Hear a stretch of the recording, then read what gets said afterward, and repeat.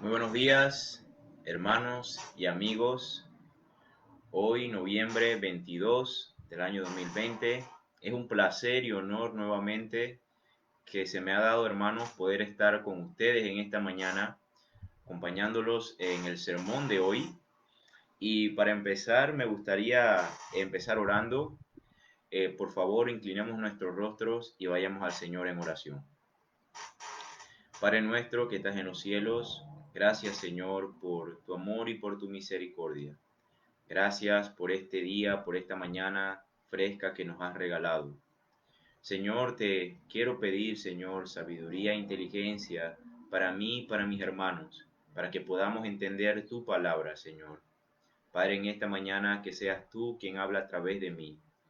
Señor, abra nuestros ojos espirituales para poder entender tu palabra, Señor, escudriñarla, atesorarla y aplicarla.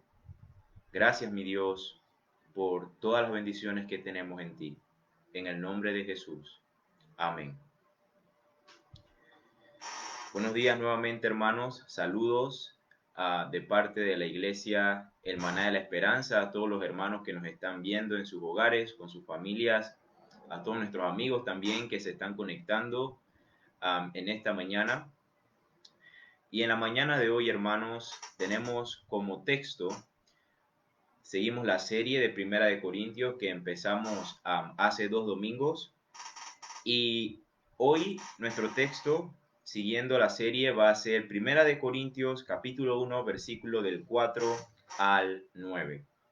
El título de este sermón lo he titulado Cristo, fuente de toda bendición. Acompáñenme a leer el texto, empezando en el versículo 4. Gracias doy a mi Dios, siempre por vosotros, por la gracia de Dios que os fue dada en Cristo Jesús, porque en todas las cosas fuisteis enriquecidos en Él, en toda palabra y en toda ciencia, así como el testimonio acerca de Cristo ha sido confirmado en vosotros, de tal manera que nada os falta en ningún don, esperando a la manifestación de nuestro Señor Jesucristo, el cual también os confirmará hasta el fin, para que seáis irreprensibles en el día de nuestro Señor Jesucristo. Fiel es Dios, por el cual fuisteis llamados a la comunión con su Hijo Jesucristo, nuestro Señor. Esta serie, hermanos, que empezamos hace 2 domingos, lleva como título La Iglesia Verdadera. Estuvimos hablando, hermanos, en nuestra primera predicación de esta carta, que la esencia de esta carta es ver cuál es la verdadera esencia de la iglesia verdadera, cómo la iglesia verdadera se debe comportar. Es una carta sumamente práctica y vimos también en la predicación pasada una introducción de los corintios, ¿no? Vimos que era una iglesia que estaba posicionada en un lugar muy importante, que tenía una ubicación privilegiada, había mucho comercio y era muy rica, pero esta iglesia también tenía otra cara, que era sumamente pagana, era sumamente mundanal y los pecados habitaban en todos lados. En medio de esa ciudad caótica de pecado desenfrenado, Dios decidió entonces instaurar una iglesia que fue fundada por el apóstol Pablo. Y repasamos también muchos problemas que habían dentro de esa iglesia. Habían disensiones, había inmoralidades, había falta de amor, no había un buen entendimiento acerca del matrimonio, tenían en poco las ofrendas, habían pelea entre hermanos. Entonces, era un total caos en esa iglesia. Sin embargo, era una iglesia. Había una vez un viejo profesor, el cual recibió una carta de uno de sus alumnos. Y en esta carta que el profesor le envía para atrás a su alumno, él escribe: querido Paco, he sido profesor por 50 años en esta escuela. Hoy en día vivo solo en mi pequeño cuarto, en mi pequeña casa. Hago mis cosas por mí mismo, me cocino mis propias comidas y soy como aquella hoja que cuelga de una rama seca que está a punto de irse. Y no tengo palabras para expresarte la alegría que me ha dado tu carta de agradecimiento por mi servicio como profesor. En 50 años nunca había recibido una, solo la tuya. Y me gustaría decirte que la he recibido en una fría mañana, gris, con nubes, pero ha sido como un rayo de sol para mi vida. Te quiero agradecer por esta carta de agradecimiento que me has dado. ¿Cuántos de nosotros hemos sido o estamos siendo agradecidos por las cosas que el Señor nos da? Tan siquiera por las cosas buenas. Creo que muchas veces nosotros como cristianos no hemos sido lo suficientemente agradecidos o perdemos esta cualidad de ser agradecidos eventualmente con el tiempo. Ahora, si no somos agradecidos con las cosas buenas, si se nos olvida ser agradecidos muchas veces con las cosas buenas que nos pasan, ahora, ¿cuánto más no hemos sido agradecidos de las cosas malas? ¿Y por qué digo esto? Digo esto por el primer versículo de nuestro texto, para ver cuál era el corazón de Pablo. Pablo en el versículo 4 dice: gracias doy a mi Dios siempre por vosotros. ¿Por quiénes está dando gracia Pablo? ¿Por una iglesia modelo? ¿Por algunos cristianos modelos? No, hermanos. Creo que nunca ha habido una iglesia como Corintios. Si usted se imagina la peor iglesia, debe ser la de Corintios, hermanos. Había muchos problemas con el pecado y pecados muy serios dentro de la iglesia, hermanos. Sin embargo, Pablo dice, gracias doy a mi Dios, y no solamente cuando le está escribiendo, pero dice siempre, siempre doy gracias a Dios por ustedes. Hermano, cuán difícil es dar gracias a Dios por nuestros hermanos, inclusive cuando hacen cosas buenas. Simplemente se nos olvida o no somos agradecidos o simplemente no tenemos una palabra de agradecimiento hacia ellos por una buena acción. Ahora, ¿cuánto más difícil será por una mala acción?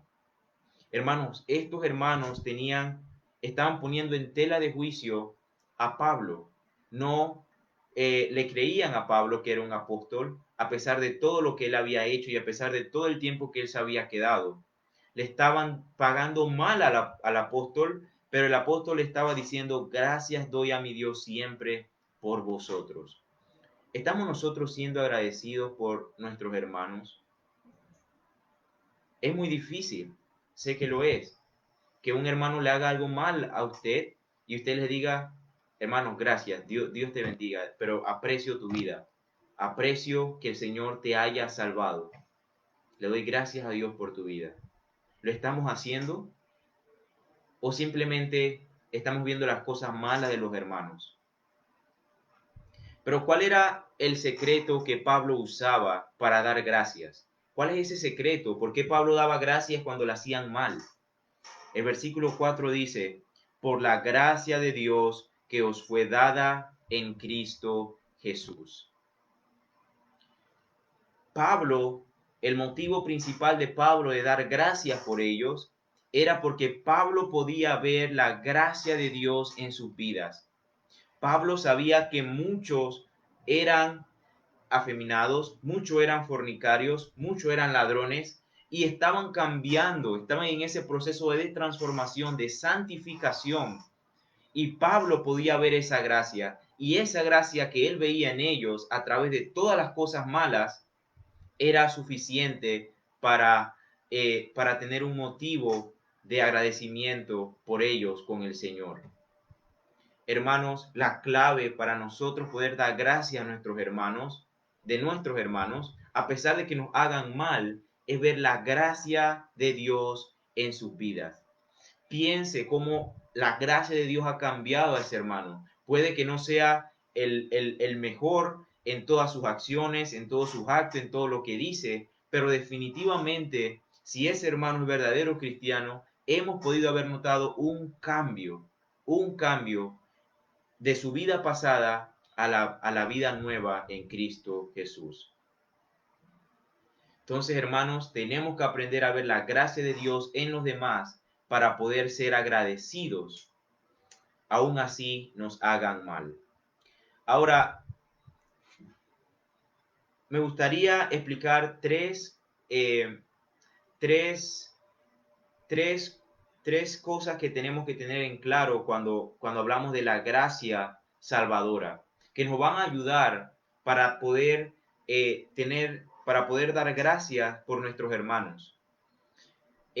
Pablo aquí estaba dando gracias por la gracia de Dios que había dado en ellos, pero era la gracia de la salvación. Ahora, esta gracia sabemos que es un favor inmerecido, pero cuando hablamos de la gracia salvadora, tenemos que decir que es una bondad y una misericordia ofrecida a los pecadores que es inmerecible, pero que también es impagable. La gracia que el Señor da para salvación es un don, es un regalo que nadie se puede ganar por sí mismo. Primero que todo, quiero que veamos que la gracia que el Señor da no puede habitar con la culpa. Al contrario, la gracia provee un alivio para la culpa. Dios, hermanos, cuando nos salva, Dios no puede decir, soy compasivo y te salvo, pero si das un paso en falso, te la quitaré. No, eso sería una gracia condicionada y no es la gracia que vemos en la Biblia. Dios tampoco puede decir, te salvaré si dejas de pecar. Porque si podemos dejar de pecar, hermanos, entonces ya no necesitamos la gracia. Pablo dice, donde abundó el pecado, sobreabundó la gracia. La gracia solo puede existir donde hay pecado. El hombre, hermanos, no puede escapar ni limpiarse por sí mismo. Es por eso que Dios se tuvo que hacer hombre por medio de Cristo, morir por nuestros pecados, limpiarnos y redimirnos. En ese momento que el Señor murió en la cruz, toda nuestra culpa quedó cancelada y nunca más va a volver a nosotros. Él anuló completamente la culpa de nuestras vidas para siempre. Es por eso que la gracia de Dios no puede habitar juntamente con la culpa. Hay muchos cristianos que viven con remordimiento siempre, con ese sentimiento de culpa por sus pecados pasados y por los que cometen. Pero no es como deberíamos de vivir. Deberíamos de vivir sabiendo que el Señor ha borrado completamente la culpa de nuestros pecados. Ahora bien, cuando pecamos, es cierto que sentimos una culpa en nuestro corazón, pero esa culpa que sentimos no nos condena ni nos quita nuestra salvación. Esa culpa que el pecado produce en nuestro corazón como cristianos es Dios diciéndonos, has pecado, tienes que arrepentirte. Pero esa culpa nunca jamás nos va a poder condenar. La otra cosa es que la gracia no puede habitar tampoco con la obligación humana. Nosotros como cristianos no podemos decir, Dios ha sido muy bondadoso conmigo y me ha salvado y ahora tengo que corresponder y devolvérselo. La gracia, hermanos, tenemos que aprender que es un regalo, no es un préstamo del Señor. Es cierto, hermanos, que la gracia hace que estemos totalmente en deuda con Dios, pero debido a que esa deuda o debido a que la gracia es algo tan grande que no tiene precio, nunca vamos a poder pagar esa gracia. Hermanos, no podemos pagar por nuestra salvación ni antes ni después de haber sido salvos. ¿Cómo vamos a poder pagar algo que no tiene precio, hermanos? No sé, pero si se recuerdan el comercial de Mastercard que salía mucho en las televisiones, por ejemplo, teníamos una familia reunida, pasando tiempo de calidad, y luego veían una heladería, y iban a la heladería y compraban todos y pagaban con la tarjeta Mastercard. Y la propaganda decía algo así, como pasar tiempo con tu familia no tiene precio, pero para todo lo demás, para todo lo que se puede comprar, existe Mastercard. Entonces, hermanos, la gracia que el Señor nos da no tiene precio, hermanos. No podemos pagarla de ninguna manera. Si le damos a Dios nuestro mejor afecto, si le damos a Dios nuestra mayor devoción, nuestra mayor obediencia, nuestro mayor amor, ni siquiera se acerca, hermanos, a pagar lo que Él nos ofrece en Cristo Jesús. Es como que si nosotros, hermanos, intentáramos pagar la deuda nacional de Panamá, que es una cifra totalmente estrambótica. Hermanos, ni dando todos nuestros ahorros vamos a poder ni siquiera amortiguar un pedacito de esa deuda. Asimismo nos vemos, hermanos, tratando de pagar esa gracia que el Señor nos ha dado. Es cierto, hermanos, que le debemos a nuestro Señor toda obediencia, todo amor, toda sumisión, pero como cristianos lo hacemos por gratitud, no porque es una obligación pagarla. Y como número 3, hermanos, debemos decir que la gracia que el Señor nos da, la gracia que el Señor también les dio a estos hermanos en Corintios, es una gracia que no puede habitar con el mérito humano. Esta gracia, hermanos, no es ofrecida a buenas personas. La gracia que el Señor da es para pecadores que se han arrepentido. Algunas personas podemos compararlas con otras personas y vamos a ver que hay muchas personas más buenas que otras. Pero si toda la humanidad, hermanos, toma quien quiera, es comparado ante Dios, el mejor de nosotros, hermanos, es como un trapo de inmundicia ante Él.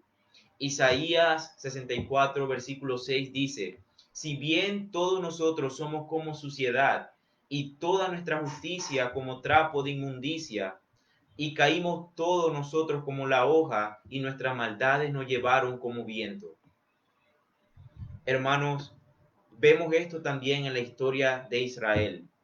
Ellos se creían haber sido escogidos por sus propios méritos, porque tenían algo especial diferente a los demás pueblos. Pero desde el mismo principio, el Señor en Deuteronomio 7, del 7 al 8, le venía diciendo que no era así, no era por sus méritos.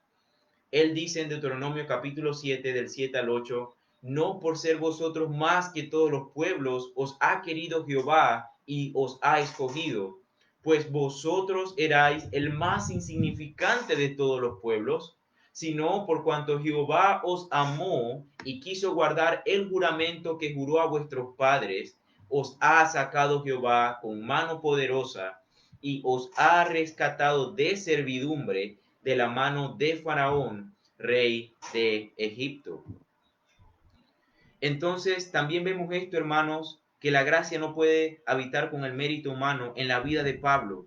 Pablo se hacía decir que él era el más pequeño de los santos. Y mire todo lo que hizo Pablo, hermanos. Escribió casi todo el Nuevo Testamento. La mitad del Nuevo Testamento prácticamente lo escribió Pablo.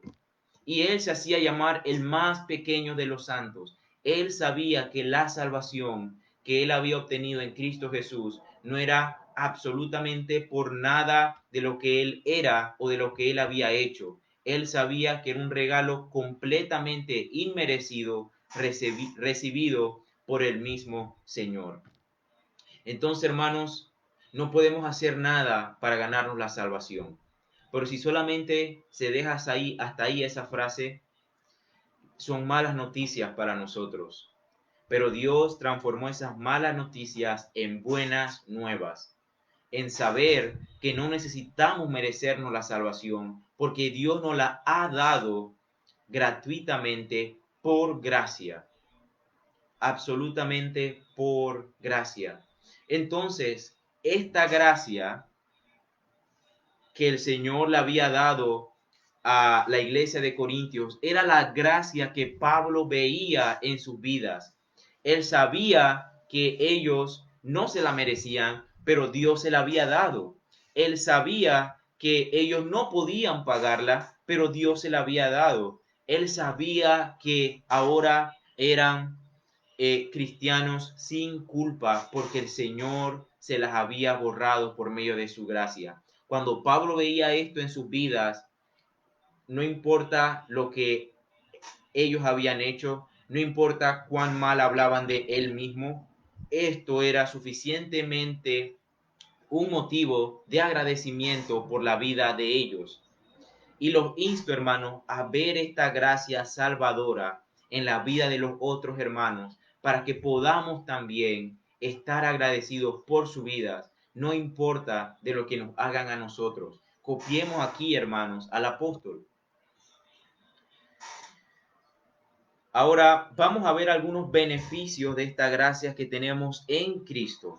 Versículo 5. Porque en todas las cosas fuisteis enriquecidos en Él. Hermanos, Pablo les recuerda las riquezas que ellos tenían en Cristo Jesús. Y es curioso que les dice todo esto al principio de la carta. Recuerden que el motivo que Pablo escribe esto es porque le habían llegado noticias de que la iglesia en Corintios era un solo relajo. No obedecían al Señor, no había respeto por el Señor, no había respeto por las ordenanzas del Señor, había pecado dentro de la iglesia, y Pablo aquí sigue dándoles gracias por ellos, diciéndoles: recuerden, hermanos, que en todas las cosas han sido enriquecidos en Cristo Jesús. Hermanos, es necesario recordar las riquezas que tenemos en Cristo para enfocarnos nuevamente en el camino correcto. Hermanos, y cuando pasa algo como esto en la iglesia, cuando hay hermanos perezosos, cuando hay hermanos que no quieren trabajar, cuando hay pecado, cuando hay muchos problemas en la iglesia, nunca el cristiano va a poder decir que es porque nos falta algo, que es porque el Señor nos debe un don, porque el Señor nos debe una bendición. No, hermanos. Si pasa todo esto, simplemente es por negligencia y pecado de los miembros. ¿Por qué? Porque el Señor dice que en todas las cosas hemos sido enriquecidos en Él. Él ha provisto todo para nosotros. Él en su riqueza de su gracia, en su riqueza de su misericordia, Él nos ha dado todo lo que necesitamos. Ya una vez nos ha salvado para continuar esta vida cristiana. Entonces, como cristianos nunca vamos a poder decir que nos falta algo, nos falta un don o nos falta alguna bendición espiritual, porque ya todo lo tenemos en Cristo. Ahora, Pablo le menciona dos cosas particulares en las cuales los corintios habían sido bendecidos. Él dice, en toda palabra y en toda ciencia o todo conocimiento. Los corintios, hermanos, quizás no tenían la carta que nosotros tenemos ahorita mismo, porque Pablo se la estaba escribiendo en ese momento, pero los corintios ya tenían el Antiguo Testamento. Como cristianos debemos saber que la palabra, hermanos, es como un tesoro para nuestras vidas. Parte de la riqueza que tenemos en Cristo es la palabra del Señor, es su palabra. Y qué alegría que podamos recurrir a ella cuando queremos.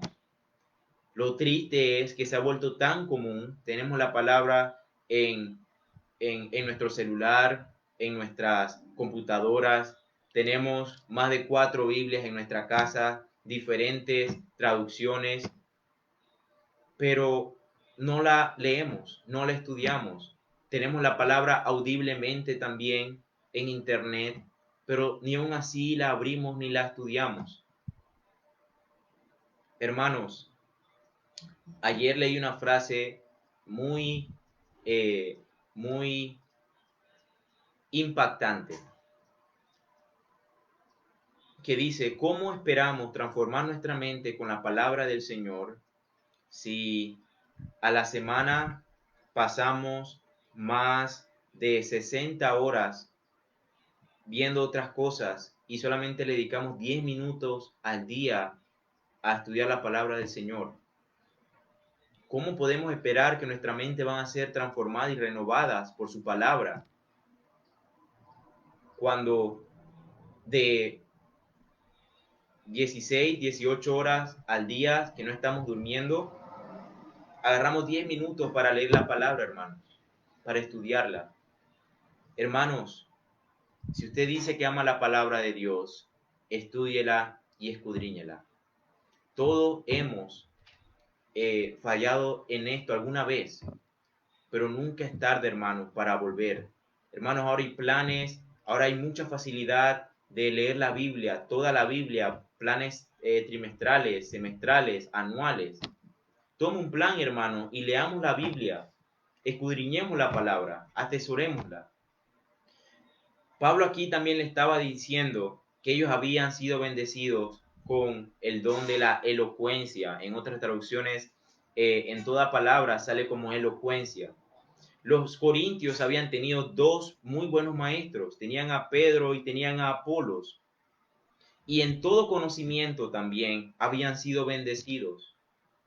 Segunda de Corintios 2, Primera de Corintios, capítulo 2, versículo del 9 al 13 dice, antes bien, como está escrito, cosas que ojo no vio ni oído yo, ni han subido en corazón de hombre, son las que Dios ha preparado para los que le aman.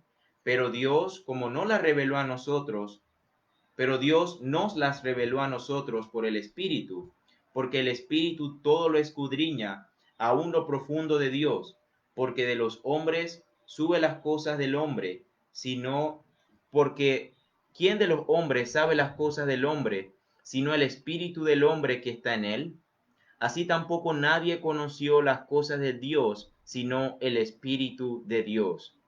Y nosotros no hemos recibido el espíritu del mundo, sino el espíritu que proviene de Dios, para que sepamos lo que Dios nos ha concedido, lo cual también hablamos, no con palabras enseñadas por sabiduría humana, sino con el que enseña el espíritu, acomodando lo espiritual a lo espiritual.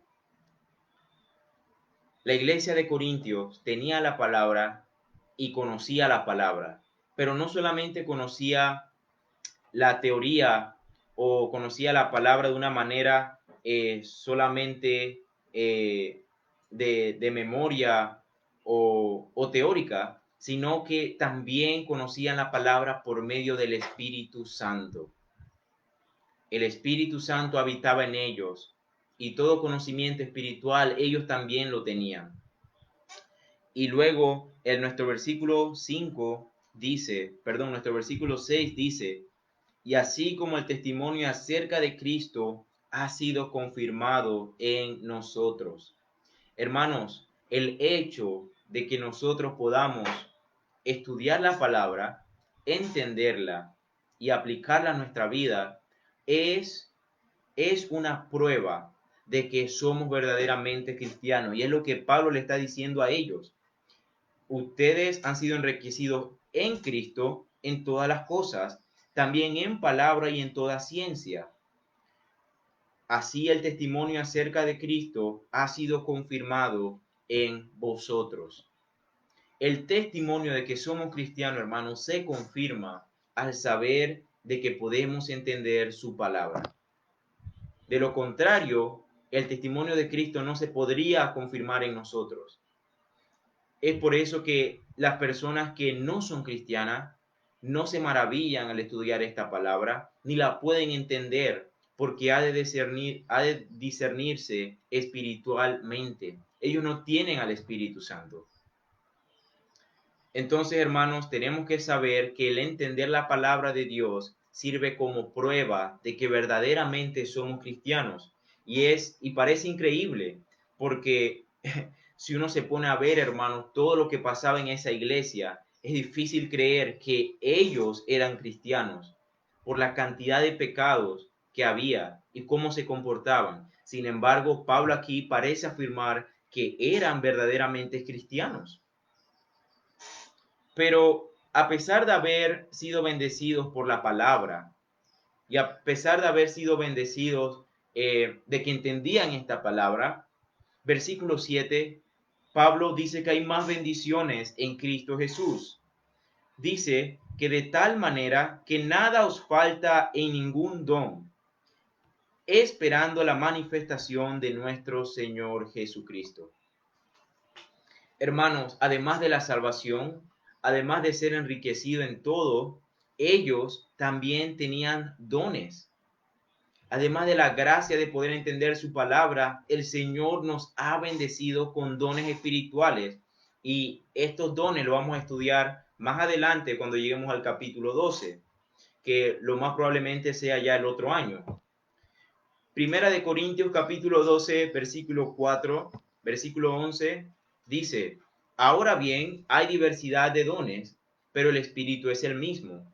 Y hay diversidad de ministerios, pero el Señor es el mismo. Y hay diversidad de operaciones, pero Dios que hace todas las cosas en todos es el mismo. Pero a cada uno le es dada la manifestación del Espíritu para provecho, porque a este es dada por el Espíritu palabra de sabiduría, a otros palabra de ciencia según el mismo Espíritu, a otros fe por el mismo Espíritu, y a otros dones de sanidades por el mismo Espíritu, a otros el hacer milagros, a otros profecía, a otros discernimientos de espíritus, a otros diversos géneros de lenguas y otros interpretación de lenguas. Pero todas estas cosas las hace uno y el mismo Espíritu, repartiendo a cada uno en particular como Él quiere. Vemos la diversidad de dones que hay dentro del cuerpo de Cristo. Pero ¿para qué son estos dones? ¿Para qué debemos emplear estos dones? ¿Por qué se nos han dado estos dones como cristianos? La respuesta la tenemos en el mismo versículo 7. Esperando la manifestación de nuestro Señor Jesucristo. Los dones, hermanos, tienen como finalidad la edificación de la iglesia. Dentro de nuestra iglesia, habemos muchos hermanos con diferentes dones. Ninguno es menor que el otro, porque todos se nos han sido dados por el mismo Señor. Y son para edificación de la iglesia del Señor. Estos dones, hermanos, son para el bien de la novia de Cristo. es para preparar a la novia de Cristo para ese gran día en las bodas del Cordero. Entonces, hermanos, estoy seguro que cada uno de ustedes tiene un don. Ore al Señor para que le ayude cómo usarlo y cómo ha de ser un beneficio dentro de su iglesia local. Porque se les ha conferido, hermanos, una responsabilidad muy grande que es de usar ese don para edificación, para embellecer la iglesia de Dios, la novia de Cristo. Entonces vemos que estos dones, hermanos, preparan a la novia para su esposo.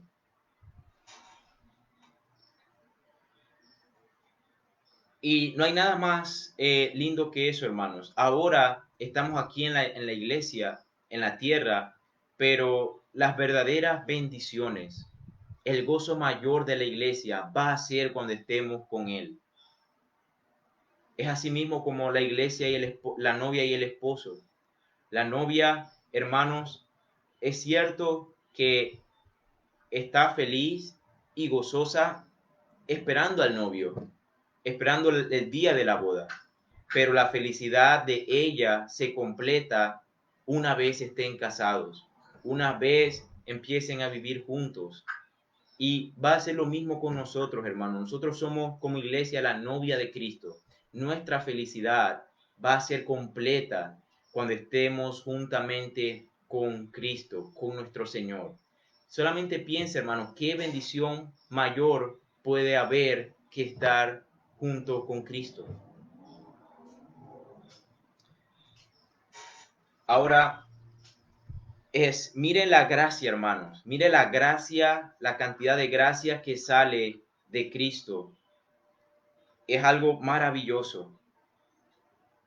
Este mismo Señor, para el cual nosotros nos estamos preparando por medio de los dones, para el cual nosotros estamos esperando y anhelando su venida como cristianos.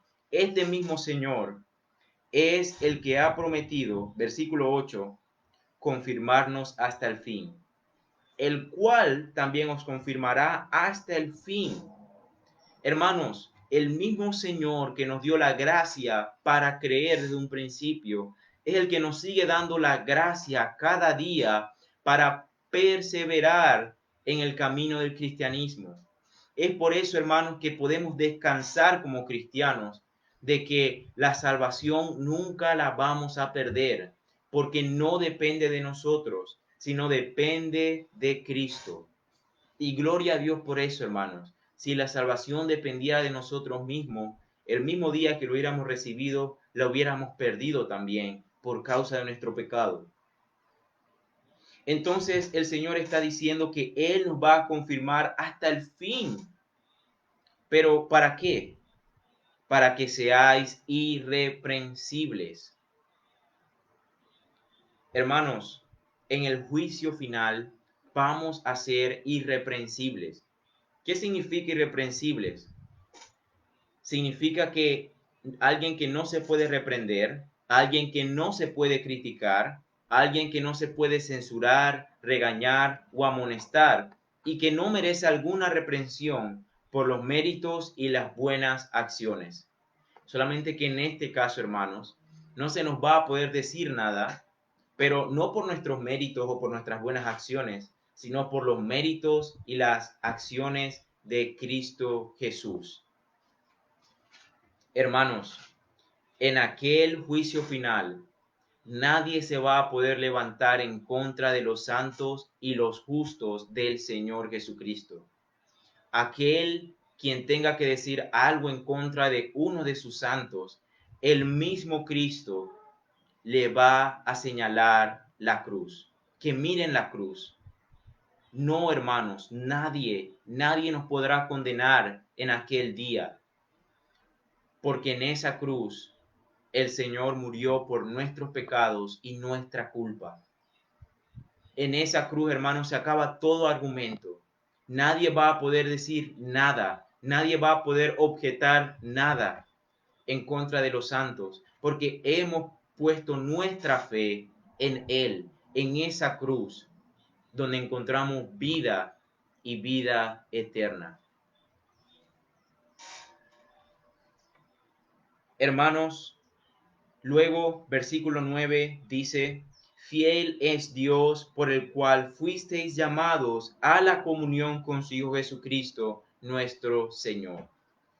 Luego que Pablo les dice que Él es el que nos va a perseverar y que en el día del juicio vamos a ser hallados irreprensibles, Él les recuerda de que esto va a ser así porque Dios es fiel.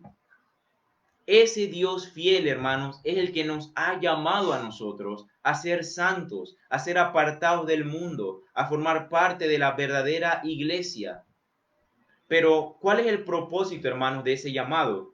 En el mismo versículo 9 nos dice: hemos sido llamados a la comunión con su Hijo Jesucristo. Hermanos, hemos sido llamados a la comunión con su Hijo. Filipenses capítulo 1, versículo 6 dice: estando persuadidos de esto, que el que comenzó en vosotros la buena obra, la perfeccionará hasta el día de Jesucristo. Hermanos, hemos sido llamados a tener comunión con Él. Y si hemos sido llamados a tener comunión con su Hijo, es porque hemos sido llamados también a sufrir en este mundo como nuestro Señor sufrió, a padecer, a perecer también en muchas situaciones, en muchas circunstancias, pero al final se nos va a dar la corona de vida eterna y vamos a reinar juntamente con Él en ese reino. Entonces, hermanos, como aplicación y conclusión, si queremos vivir una vida verdadera, hermanos, debemos recurrir a Cristo. Hermanos, si usted se pone a ver del versículo 1 al versículo 9 en Primera de Corintios, en cada versículo se hace mención de Cristo. Póngase a ver su Biblia y mire, es increíble.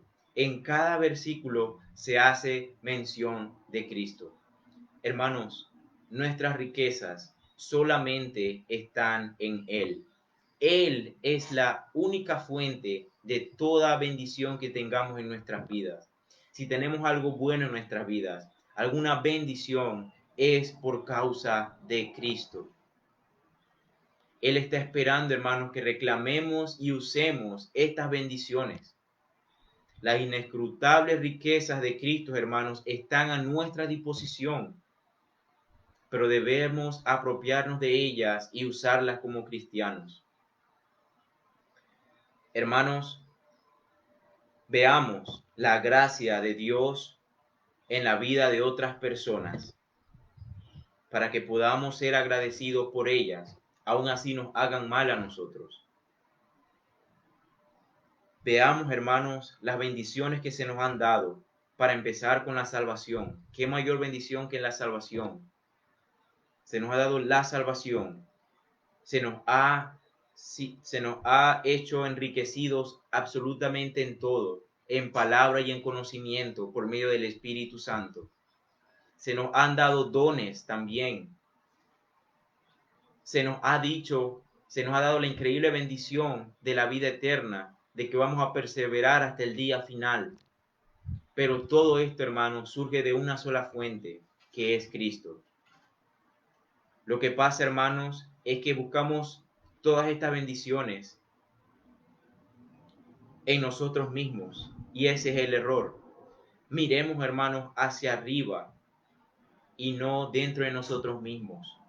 En nosotros mismos solo vamos a encontrar pecado y debilidad. En Cristo vamos a encontrar plenitud y santidad. Miremoslo a Él. Oremos, hermanos. Padre nuestro que estás en los cielos, gracias, Señor, por tu palabra. Gracias, Señor, por la increíble bendición que tenemos en Cristo Jesús de la vida eterna. Gracias, Señor, por morir en esa cruz por nosotros, porque no lo merecíamos, pero así te plació, porque tú nos amaste. Y ahora podemos amarte porque tú nos amaste primero, Señor. Oh Señor, ayúdanos a ser agradecidos. Ayúdanos a recordar todas estas bendiciones que tenemos en ti. Ayúdanos a recordar, Señor, cuán preciado es tu palabra para nuestras vidas. Y perdónanos, Señor, porque muchas veces hemos tenido en poco tu palabra y todas estas bendiciones. Señor, ayúdanos a vivir recordando siempre la eternidad, recordando que somos peregrinos en esta vida, Señor. Mi Dios, y te rogamos que nos uses por medio del don que tú nos has dado para la edificación de tu iglesia, la iglesia verdadera. Señor, anhelamos tu venida. Ven pronto, ven rápido, Señor. Como iglesia, como novia, ansiamos tu venida, Padre. Y te agradecemos porque has prometido fielmente de que tú, Señor, nos vas a preservar hasta el fin. De que tú, Señor, nos vas a ayudar a no caer hasta el fin. Gracias porque la salvación depende de ti, no de nosotros, Señor. Gracias por mis hermanos. Gracias por la iglesia hermana, Señor. En el nombre de Jesús. Amén. Dios le bendiga, hermanos.